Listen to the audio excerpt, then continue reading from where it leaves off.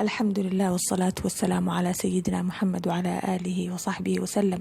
أما بعد، حكمة كجرتا تمرت maxay tahay qof kasta oo muslim ah wuxuu ogyahay in sunnada ay tahay in lagu afbilowdo timir iyo biyo cad.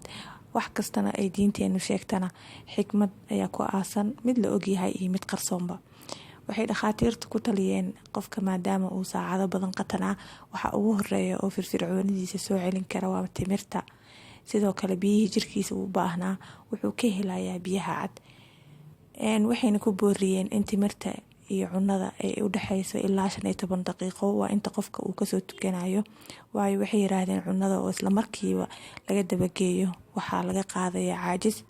waxaa kale oo cajiib ah oo uu ogaaday nin baaxith ah u dhashay dalka Mareykanka in dadka sonkorta qaba iyo xanuunada kaliyaha ay u daran tahay timirta, balse haddii ay ka cunaan tiro isdhaaf ah sida 1, 3, 5, 7 ay caafimaad u tahay.